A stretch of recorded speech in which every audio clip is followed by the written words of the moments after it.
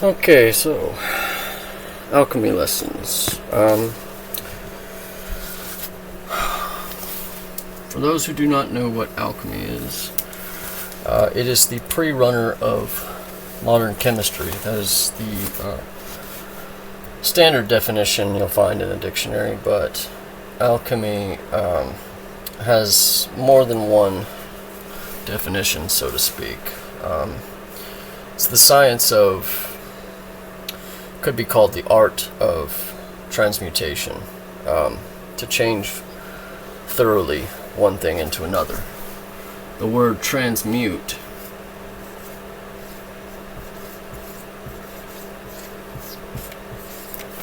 or transmutation,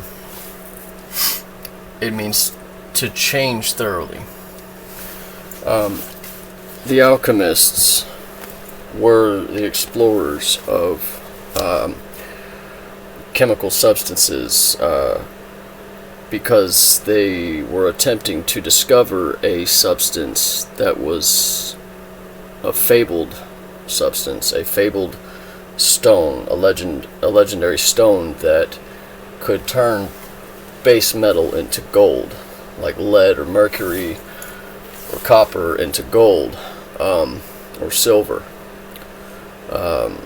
So because they were trying to transmute gold from lead, or change thoroughly one metal into another, they were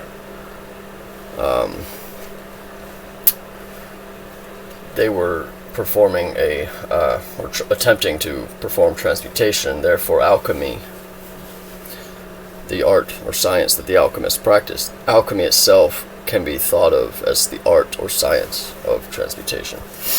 But where do we get the word alchemy? Well, for those who don't know, the word chemistry comes from, well, it's mostly derived from the word alchemy. The word alchemy is ALCHEMY.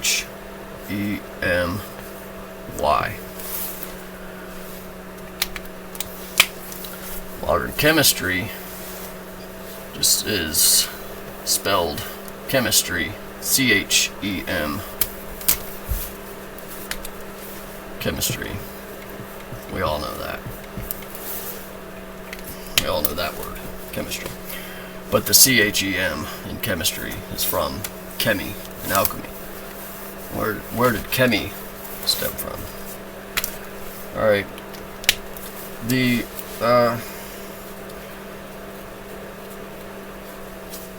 oldest alchemical texts that we have that we can translate with some accuracy are found in Egyptian Coptic texts. Ancient Egyptians were believed to have been the most advanced of the oldest civilizations, and it's thought of as the birthplace or the cradle of civilization and alchemy and the development of the science of alchemy. But you see, Egypt was positioned along the Nile River, which was fertile with black soil. This black soil that was extremely rich in nutrients and good for growing crops. And one of the oldest cities, if not, according to the rumor, the first cities that were founded in Egypt, was named Kemet. Kemet.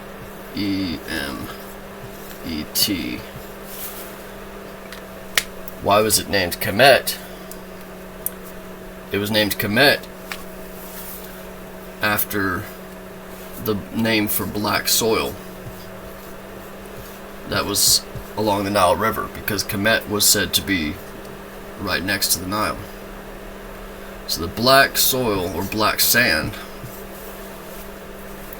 the word for it is Kemia. Kemia. Chemia. Well, of course, we don't know for sure where the word originated for certain. It is still somewhat of a mystery. No one really knows the exact place or the exact language it was derived from, where it descended. But the word al, A-L, in alchemy, al in Arabic, al means the. Okay. But, see, al meaning the is it's like the prefix in the name of God in Arabic. In Arabic, the word for God, of course, is Allah, A-L-L-A-H. Okay, so we have the in the name of God in the Arabic tongue. Now,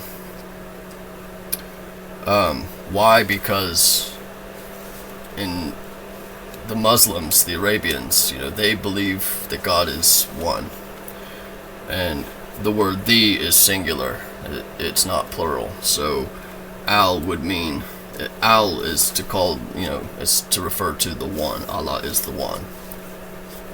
But this is also connected to the Hebrew language, because the Hebrew name for God is El. El in ancient Hebrew, El means God or gods. But actually, it specifically means God, but add an O-H-I-M to it, and it becomes plural, as in it. That means gods, as in many. In fact, the God in the Bible that created Adam is called Elohim, because there were many, and that's why in Genesis, the moment that Adam, after he ate the tree, the fruit of knowledge of good and evil, he was hiding from God, and they didn't know where he was. God called out and said, "Where are you, Adam?" And after he curses Adam and Eve, in Genesis 3:22, God says, now the man has become as one of us, to know good and evil, and now lest he stretch forth his hand to take from the tree of life and eat thereof and live forever. Now, it uses the word lest, as in to express an undesire for him to do this, to take from this tree of life and live forever, because when he ate from the tree of knowledge of good and evil, he became mortal, and so now Adam could die, but they did not want him to reach out and take from the tree of life and eat from it, because if he does, then he will become immortal again. They don't want this, which that directly is the proof you need that that's not the same God that Jesus and his Father are in the New Testament, because in the book of Revelation, Jesus talks about basically how he will grant right to eat from the tree of life to he that obeys his commands. So one God being the one that in the Old Testament that shaped Adam did not want man to live forever. Jesus apparently does want him to partake of this tree, and the tree of life, and live forever. Jesus, and which Jesus claimed to be one with his Father. Now, what does all this have to do with alchemy? Why am I veering off? Does it seem that I'm veering off topic? Well, they're not. These aren't unrelated topics. These are intimately related topics. The science of alchemy, the development of modern chemistry and alchemy, and just modern science in general, all together is intimately connected and related to virtually every language and every culture and every religion. Alchemical metaphors are found in all kinds of different religions around the world in their ancient texts. And now, why is that? Well, let's see here. The thing is, basically, alchemists had a tradition that was passed down. It's the same tradition that the prophets carried on, and basically they passed down messages in the form of secret codes or parables. They spoke in symbolic metaphors, and they often used analogies, and they used things like animals and plants and seeds and things like that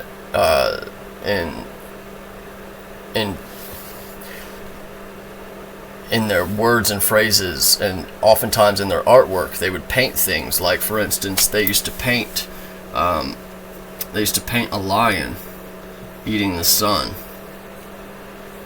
He had the sun in his mouth, right? There were many alchemists who had painted pictures of a lion eating the sun, but the lion was painted green, okay? And the reason he was painted green was because, well, depends on how you interpret this. Some people think, some scholars believe that he was painted green to represent something else entirely, which I can't even remember off the top of my head. My buddy Nathan would know it better than I would. But the most common interpretation is that the green lion is a green acid, like a mixture of nitric acid and sulfuric acid, which is basically the only acid that is capable of dissolving gold and eating it entirely. Other acids just won't eat gold, basically. So, that's an example of how they would use, animals as symbols to represent things in a secret code. And the reason they would pass their information, their formulas, and their knowledge down to others in secret codes was usually, throughout history, it was to protect themselves. But it was also a way of speaking to other alchemists in a language that only they could understand, so that the rest of the world, the rest of the common folk, would not understand their knowledge, and because they preferred to keep it among each other. And so if they wanted to relay a message to another alchemist, they could send them a painting of some weird painting of different animals and things, or dragons and stuff.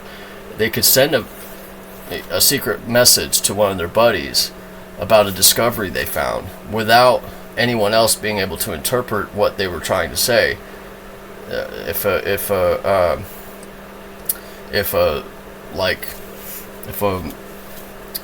someone in the military were to get their hands on this painting, they would not look at it and see a chemical recipe for gunpowder or something. Instead, they would see just a black crow, maybe, to represent like charcoal, and they might see like a salamander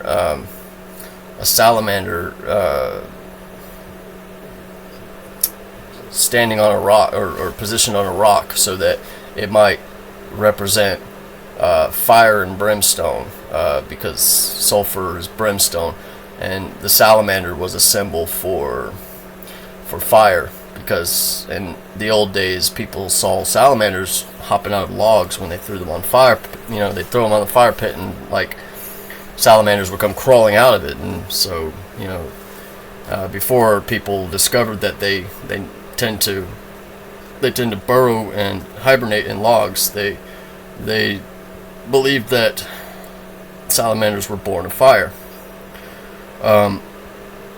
Well, so you know, those are two ingredients. I said charcoal and brimstone, sulfur. Those are two ingredients that go into the making of gunpowder. Well, you know, a military guy in ancient times would just see this painting that depicts a crow and that depicts a salamander on a rock, so that it would represent a firestone or a brimstone or something of that nature. This man would not be able to interpret any kind of recipe out of this. He would just see a strange drawing, you know, a strange piece of artwork. Now, but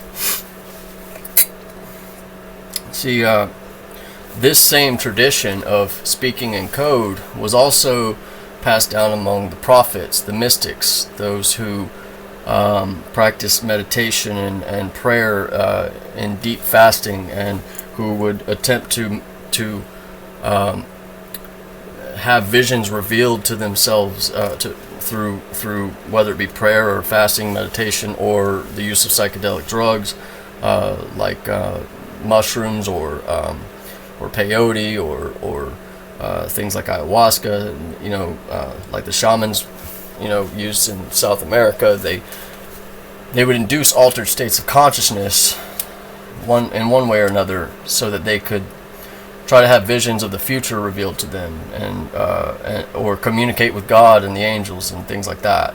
But the mystics and the prophets, they were also secretive, or they passed down their knowledge in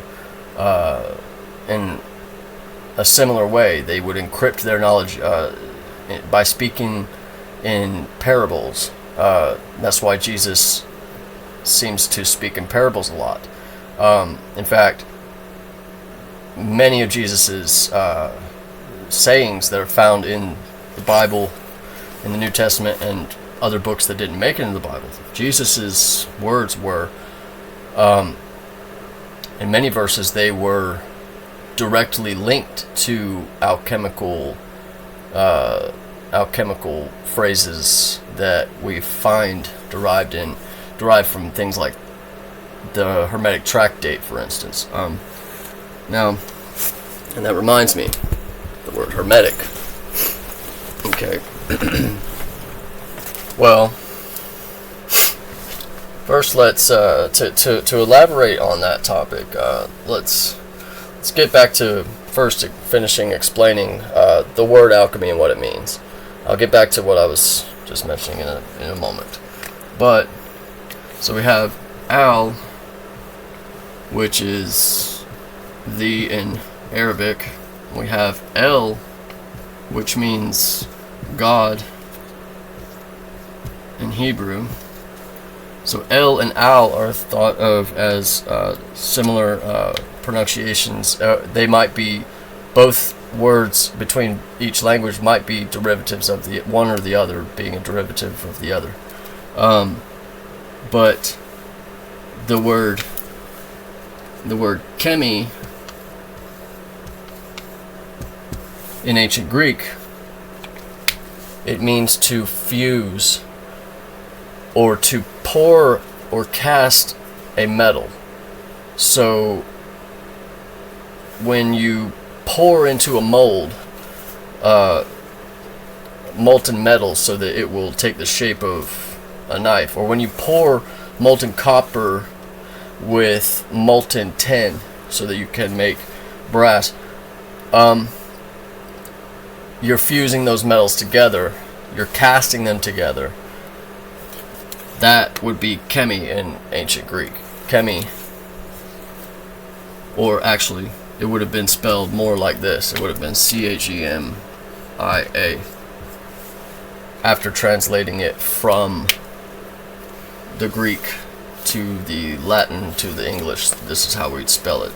But I wouldn't know how to spell it in the Greek letters or the Greek alphabet. Their alphabet is different. But anyways, to fuse or cast, or to a metal, or, you know, to fuse or cast or pour. So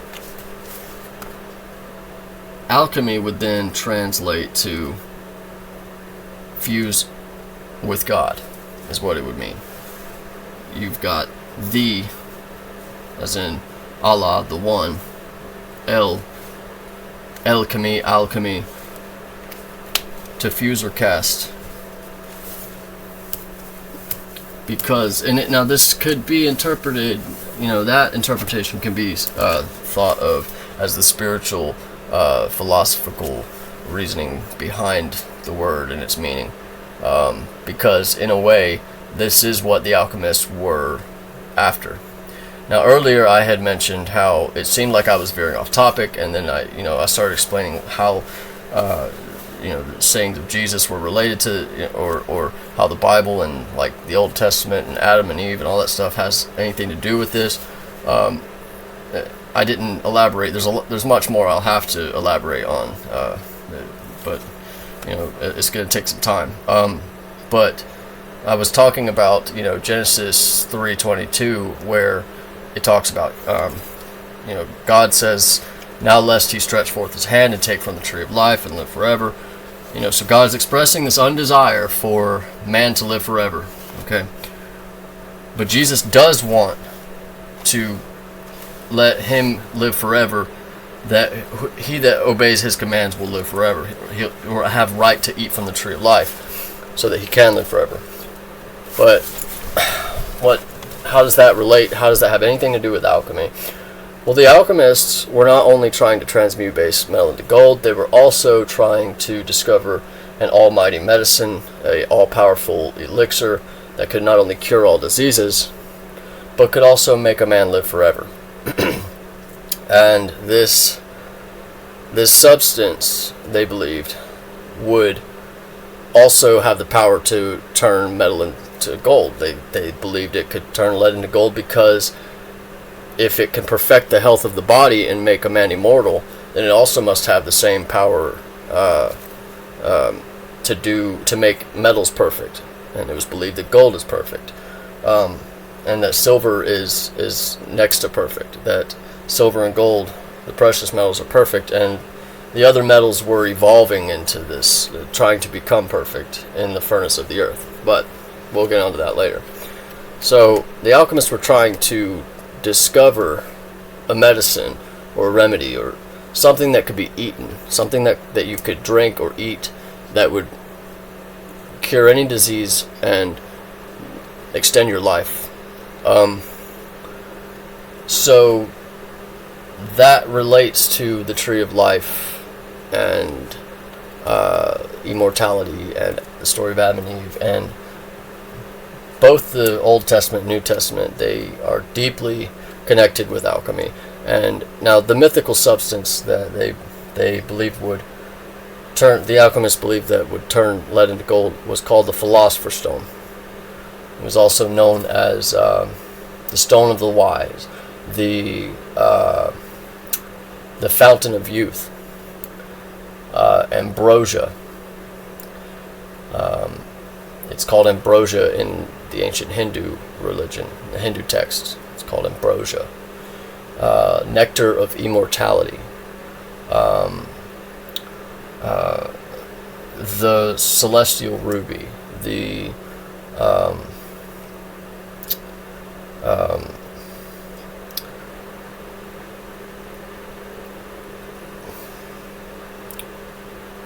philosophical water. The stone that the builder refused. Now, you look at the Bible, and there's this central reoccurring theme that is found in most of the stories, and in most of the most significant and important of the stories of the Bible, there is some mentioning of a stone somehow being involved or included in the story. How so? How's that? Well, Cain killed Abel with a rock, a stone. David killed Goliath with a stone.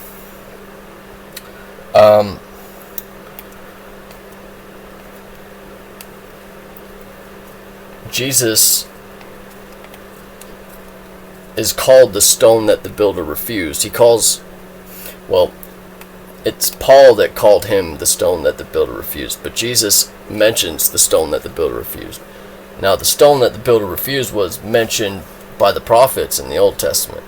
Now, they're talking about a stone that is... See, a cornerstone of a pyramid is what sits at the top of the pyramid. Okay? Or it can be at the base of the pyramid as well. But it was said in the Old Testament that the stone that the builders rejected has been made the cornerstone. So the stone that the stone cutters, that the builders were working with, the one that they did not intend to use, the one that they rejected, they didn't want it. It has now been remade. It's now been placed as the chief cornerstone. Now it's seen as important. It's made the stone that the builder refused to the chief cornerstone. Anyways, the Old Testament says that, and it says that it is marvelous in our sight. Now, how does that relate to alchemy? Well, the stone that the builder refused is, if it's equated with Jesus. See, Jesus is called in the New Testament. He is not only called the cornerstone, or the stone that the builder refused, but he is also, see, you can find in one of the books that Paul wrote, I think it was Corinthians. I'm almost certain it was either 1st or 2nd Corinthians. Paul describes, he says,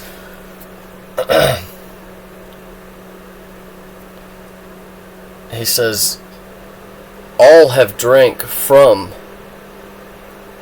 the rock. Okay? In some translations it says stone. And this rock, or this stone, is Christ Jesus. Okay? Now,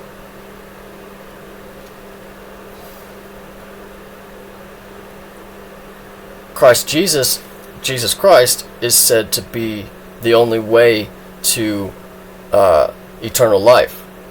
So to live forever would be to take Jesus, to accept Jesus, and to drink from his words, so to speak.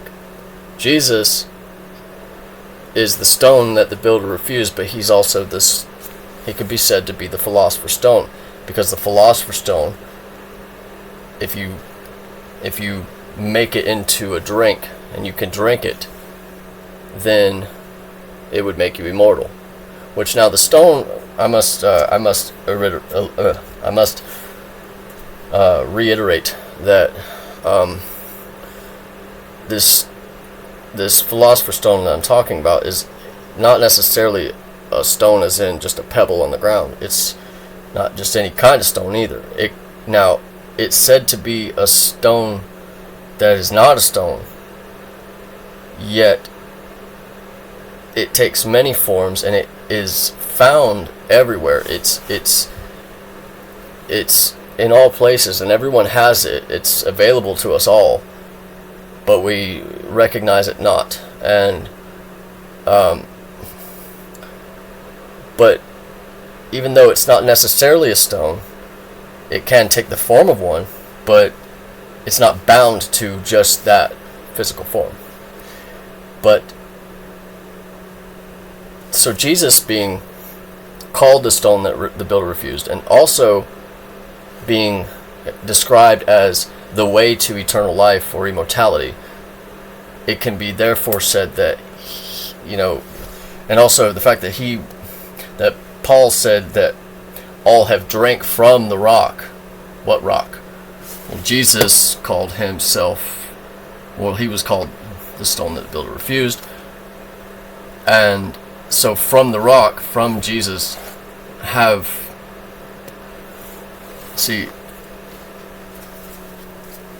basically I'm making a connection between these two descriptions. In a philosophical, spiritual sense, Jesus is the philosopher's stone. If you translate the name Peter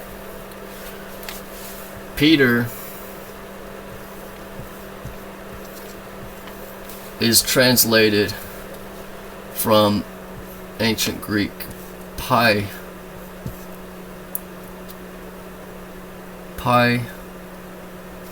tre, meaning stone. Well, Peter's name was originally Simon, but when Jesus met Peter and told him to cast his net into the sea on the other side of the boat, he told Peter, he said, Simon, I now dub thee, or I call thee Peter. And he said, and upon this rock I shall build my church, is what he says to Peter. So he was naming him Stone, Peter. Now, back to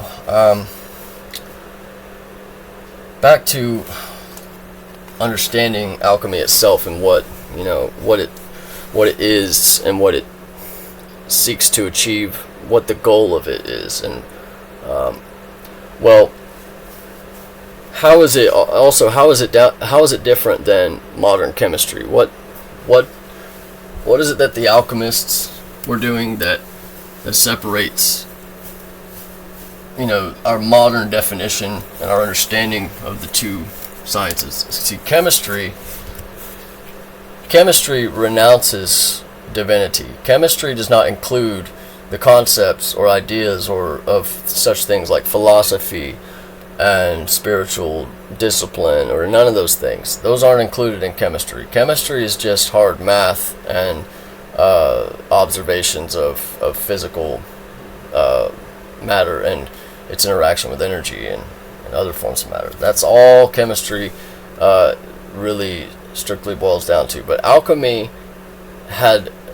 it included spirituality, it included philosophy, and it had a different approach and different understanding of the world around us that much different than what modern chemistry perceives. Now, but the alchemists, they believed in this idea that Plato or Aristotle, we've all been taught in high school that the Greek philosophers, I can't remember which one, was it Aristotle? I believe it was Plato, actually. It was Plato, because they're called the Platonic solids. Plato said that the world is made up of earth, water, air, and fire. That's what each of these triangles represents. Earth, or terra in Latin. Water, aqua.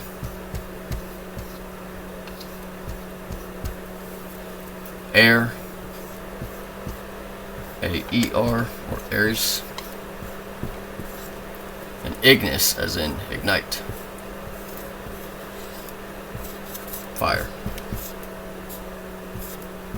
Ah, shit. Ignis. Okay. Earth, air, fire, water, all that jazz. The four elements, okay? Four elements make up all the things around us. Earth, air, fire, and water. That's what Plato basically proposed. That was his idea. And that's why we have these things called the Platonic solids. Platonic solids are the tetrahedron. It's a three-dimensional shape that's basically three-dimensional shape that is like that, and then you have a shape that looks like a dice.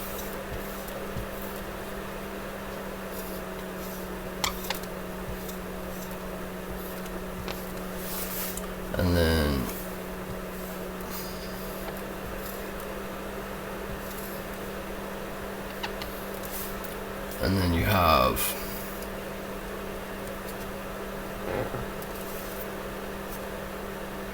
wait, I had that right the first time.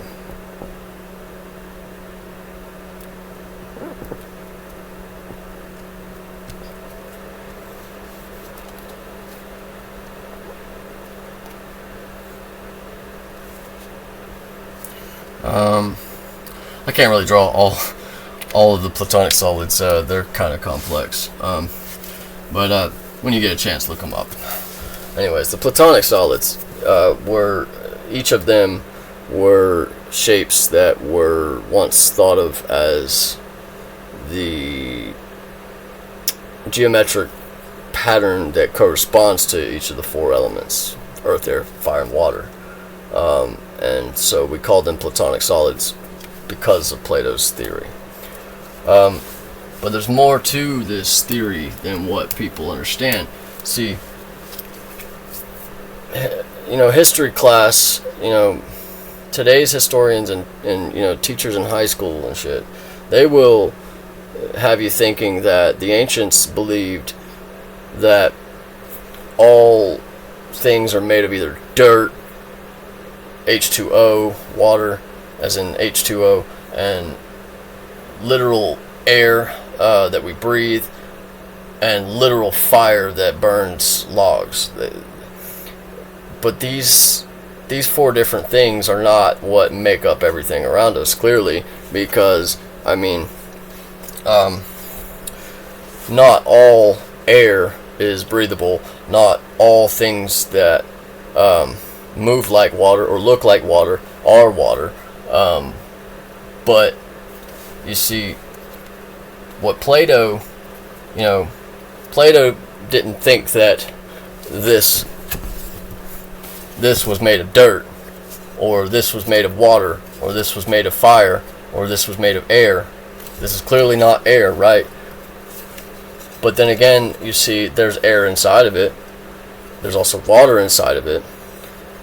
There's materials of earth that are inside of it. And when you set fire to it, the energy, the chemical energy trapped inside of it, comes out in the form of fire. So it could be said that there is a fire inside of it. But fire is a plasma. Well, it's a partial plasma. Similar to electricity, which is a plasma. But, or lightning. But anyways, see, in modern chemistry and modern science, we have the four states of matter. We have solid, liquid, gas, and plasma, right? Okay. And these correspond to Earth, because when you think of things that are made out of Earth, you think of rocks, you think of things that are solid. When you think of liquids, you think of water. When you think of gases, you think of things like air. Air is a gas. When you think of plasma, not everyone knows the term plasma or what it truly means, but you think of things like lightning and fire. Okay. So really what Plato was suggesting is that there are four states of matter. There are these four elements of nature. Okay. Now, part of this theory, which turned into one of the main theories of alchemical practice, alright? This is the most basic alchemical teaching that there is, really, as far as the science is concerned. There is, of course, four elements, So we'll draw a square. I got it turned like a diamond, but let's say earth, water, air, fire. Okay, so we have them each of the four are going around this square, and then we have another square inside of this square. Okay, why have I got another square? Well, because between solid and liquid we have either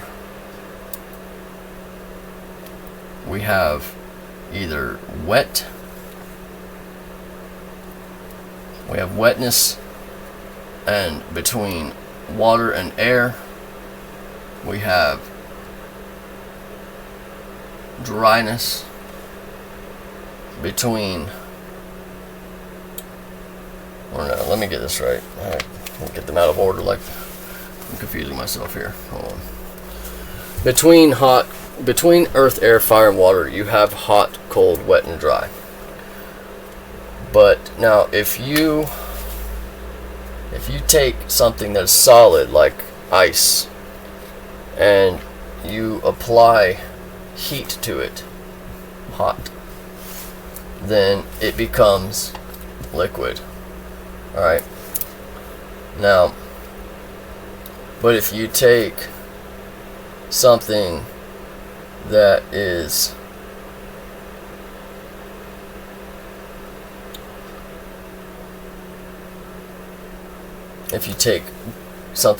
a gas like air, if you get it hot enough, it becomes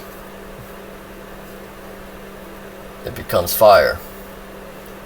But you have the opposite. Basically, the idea is that there is hot, cold, wet, and dry. Hotness, coldness, wetness, and dryness. I'm overcomplicating this at the moment, to be honest with you. But these four corners here represent, hot would be on the side where fire is. So we'll say H right here for fire. Now, cold has to be on the opposite side of the square, so this would be cold. And then, now,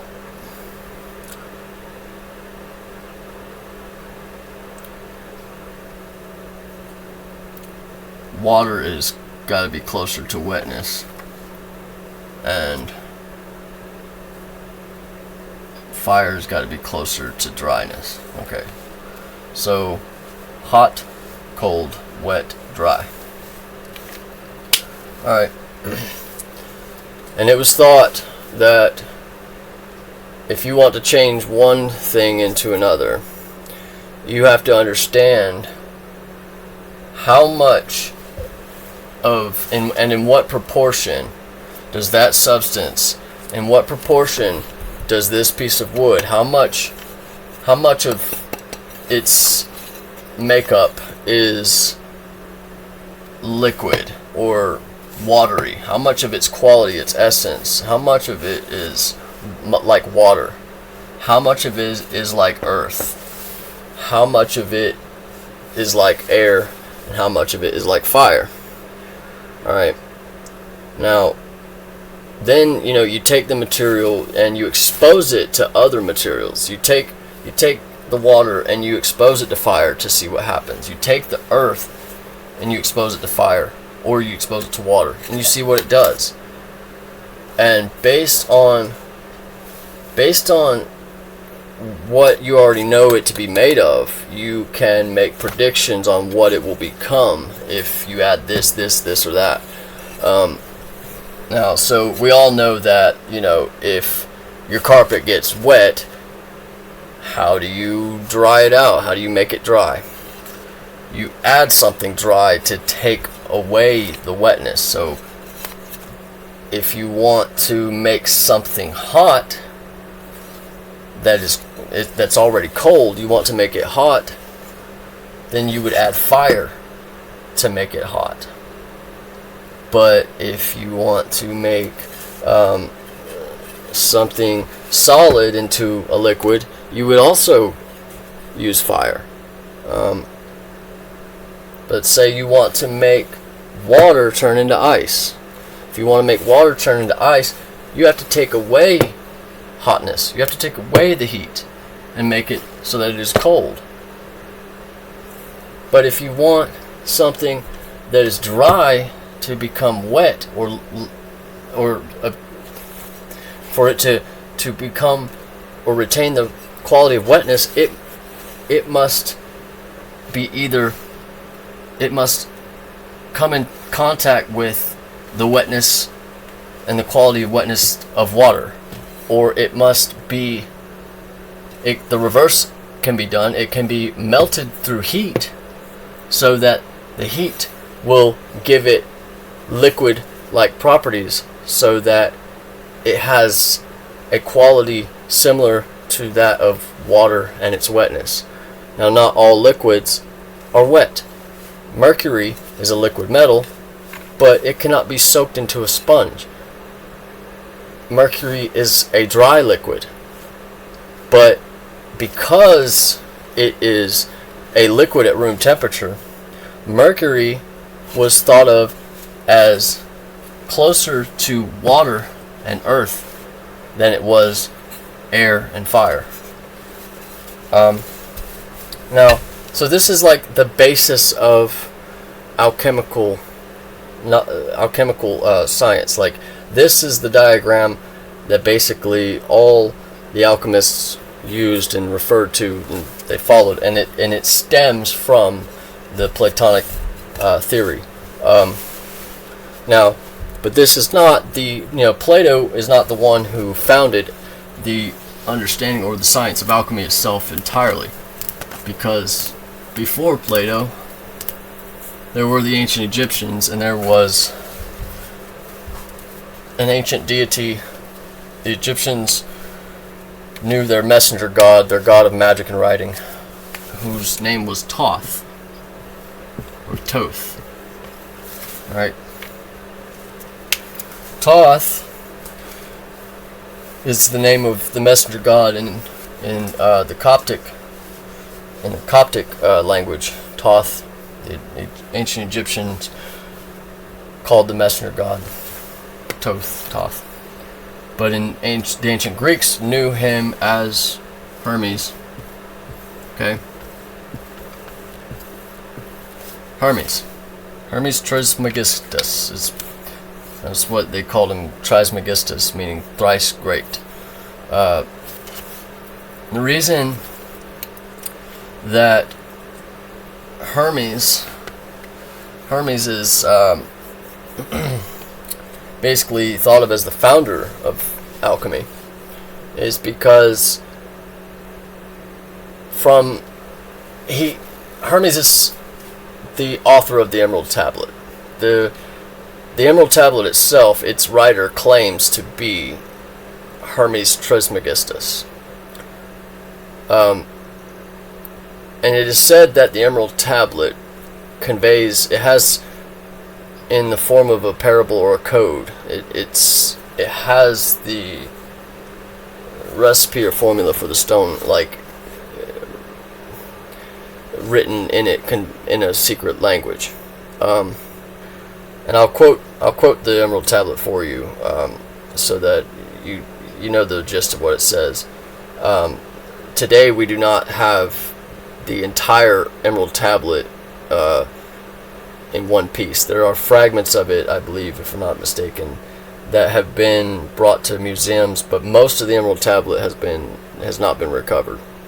But it was a physical artifact that we know existed. It was well documented throughout history, but it has also been stolen and lost and restolen and countless times. Ultimately, the Emerald Tablet was thought to have descended from out of Egypt, but the legend of its origin says that when God cast down Satan, a crown on his head that contained an emerald. It fell off his crown, and it landed on the earth. And Hermes was walking the earth in those days, and he picked up this emerald and he carved it into a tablet, and he wrote and inscribed in every ancient language. He wrote these hermetic or these alchemical metaphors. He wrote the Emerald Tablet, which is considered a hermetic axiom. The word hermetic comes from Hermes. We still use it in modern chemistry. Hermetic,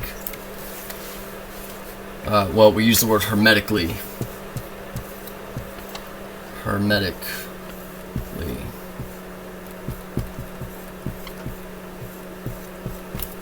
Hermetically, as in to hermetically seal, to make airtight, to seal it off, and so that nothing can escape, and nothing can go in or nothing can go out, to remove the air inside of a vessel, to make it vacuum sealed, is to hermetically seal a flask.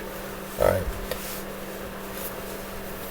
The reason for that is because many alchemists believe that their work required a hermetically sealed vessel.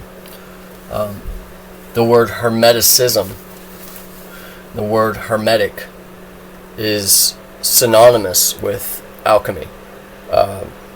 So we might use phrases like hermetic philosophy, or hermetic science, or hermetic teachings, hermetic symbols. Hermetic is just it's very much synonymous with alchemical or alchemy, because of how close they're basically how related these two subjects are.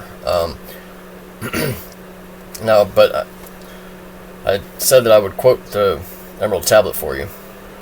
The Emerald Tablet says, "It is true, and it is most true, and certain without a doubt, that that which is above is to like that which is below, and that which is below is to like that which is above, to perform ye the miracles of the one and only thing. Behold, its father is the sun, its mother is the moon. The wind hath carried it in its womb. The earth is its wet nurse. Separate thou the earth from the fire, the subtle from the gross, swiftly and with great ingenuity.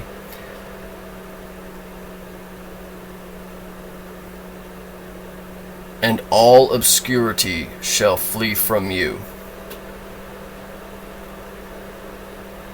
Behold, I have revealed here the entire operation of the sun. I am Hermes Trismegistus, thrice great." That is the Emerald Tablet, at least the part of it that has been recovered and translated into English from actually, I believe it was translated originally into English by Isaac Newton. Prior to that, though,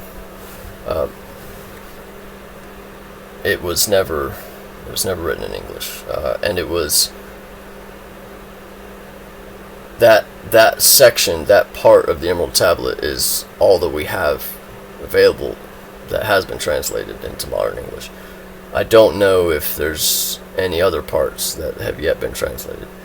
The Hermetic Tractate or the Golden Tractate was based on the Emerald Tablet, and it is said to include phrases that came from the Emerald Tablet, which Hermes was said to have written, but it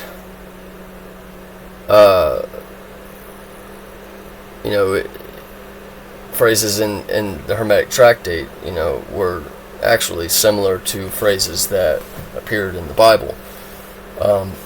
For example, in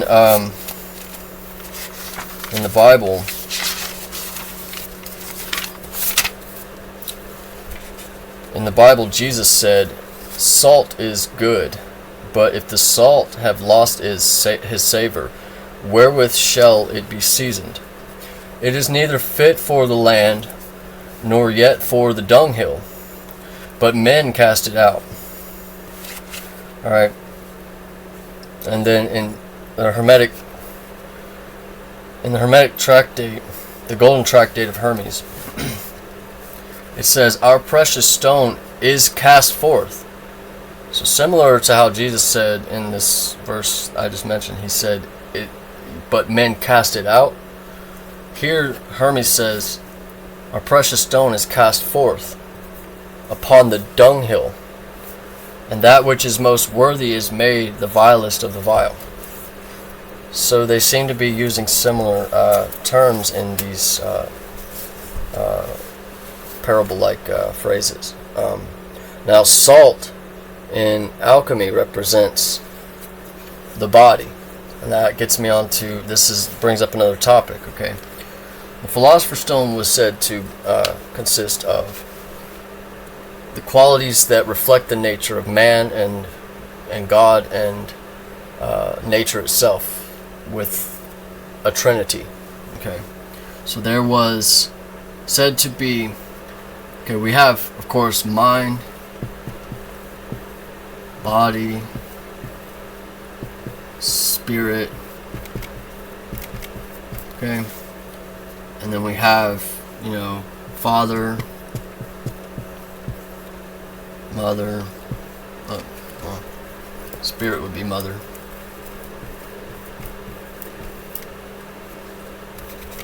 and son or child. So you have a trinity between those things. Well, see, in alchemy,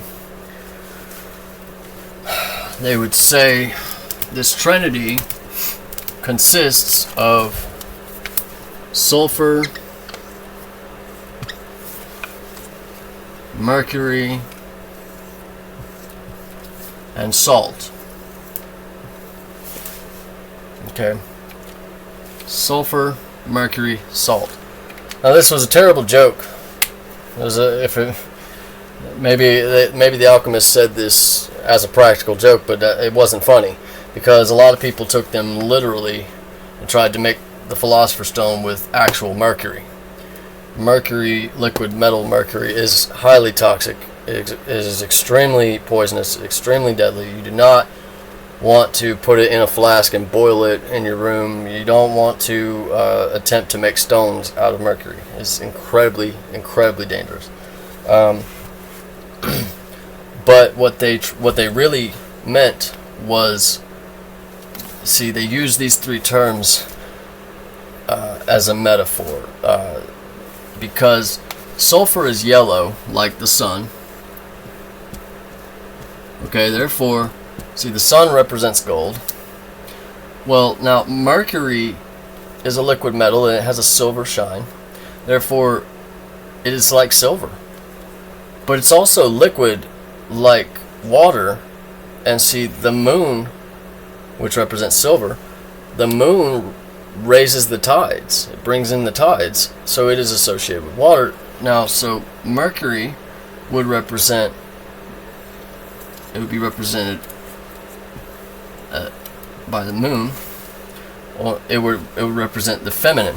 Okay, now sulfur has this quality of fiery potential. Like when you set fire to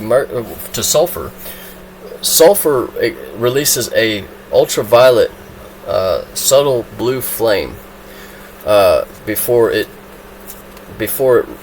turns into sulfide, reacts with oxygen and turns black.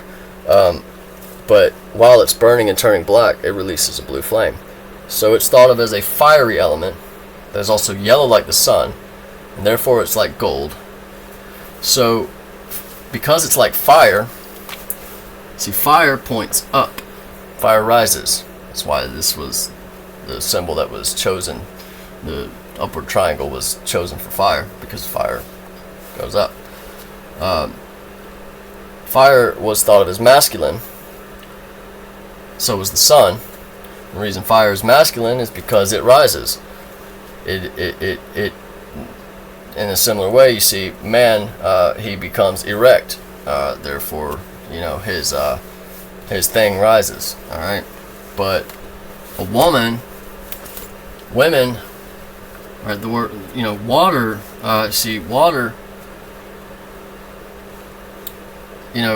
The symbol for water is shaped a lot like the uterus, which is down, and which liquid blood and water flow through. And when a woman gives birth, water comes out of her. Her water breaks, right? So water is thought of as feminine, and so Mercury is the female, sulfur is the male. Well, what about salt? Salt is thought of as the body, right? But it's also thought of as the sun. Okay. Why is salt considered the body in alchemic language? Because salt crystallizes in very precise cube-like shapes.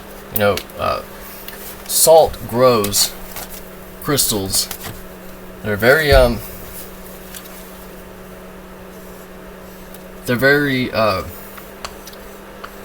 uniform. They're very uniform. They're virtually always cube-like.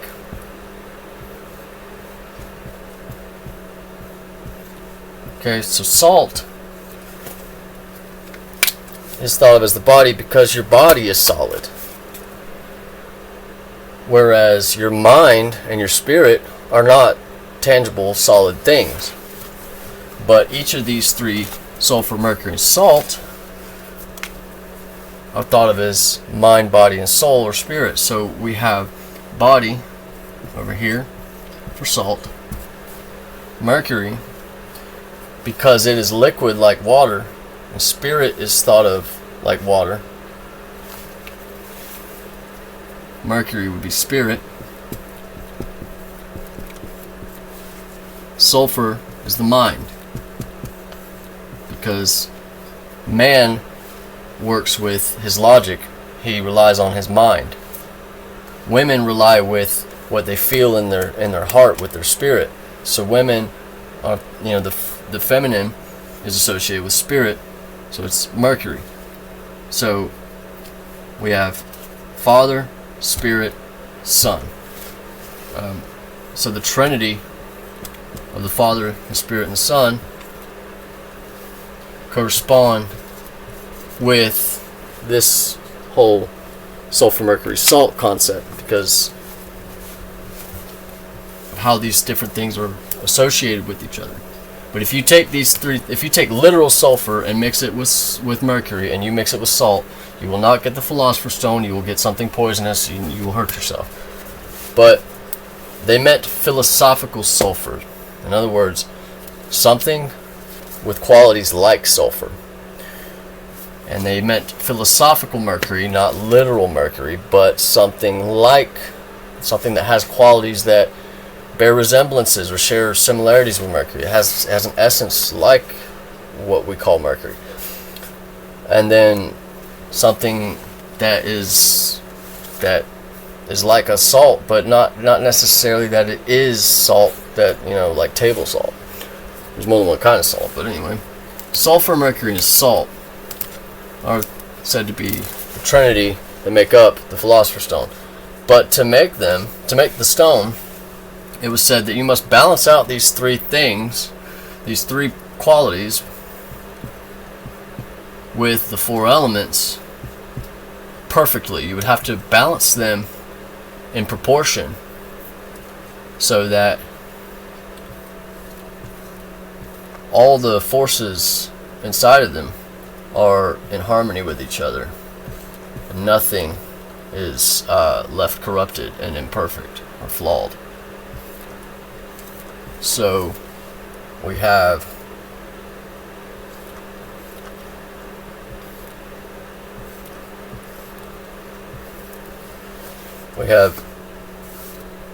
these three things have to be balanced between these three. So we have to have sulfur. I'm going to go and just erase up here. And just move them down here. We have to have sulfur, mercury, and salt. Balance in perfect harmony between the four elements. Alright. And once you do that, once you've created a substance out of the four elements of nature, and that consists of the three primes, that's what they're called, the three primes. Or another word for it, the Latin phrase for these three things, the primes, the prima materia.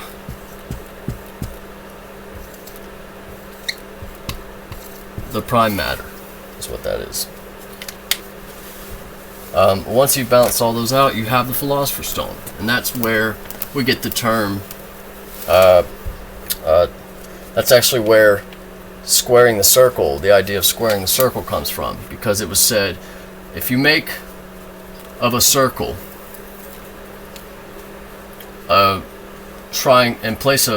if you make of a circle and square it,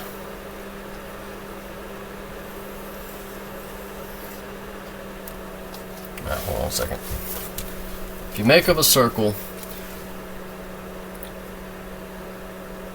how was it written? Make a circle, and out of a man and a woman. Okay, I'm drawing this wrong. I should draw it from the center out. Make of a circle a man and a woman. So let's divide this into two. And square that circle. And put the square in a triangle. And circle the square.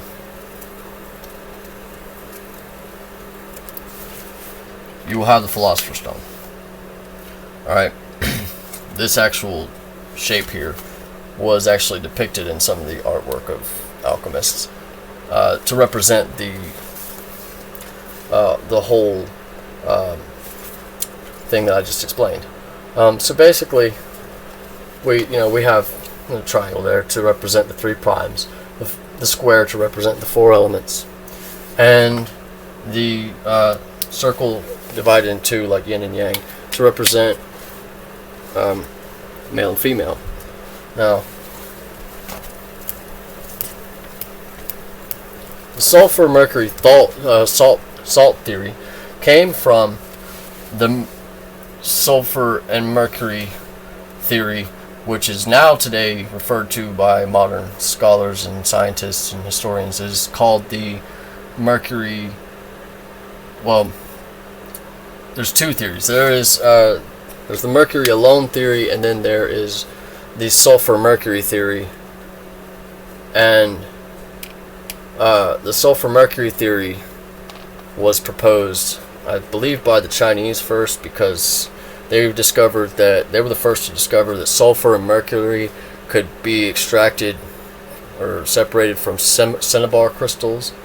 Cinnabar crystals, they grow, or they're found in the mountains in China, and they're made of sulfur and mercury. But it was, see, if you mix sulfur and mercury by themselves and you don't add anything else, natural cinnabar that's made of these two, natural cinnabar has traces of lead and iron and other things in it that give it a red color. But if you just take pure mercury and mix it with pure sulfur, and you melt them together, you get this earthy substance that has a silver yet gold-like metallic shine throughout its surface. But the alchemists, and the Chinese, in the ancient times, they kind of associated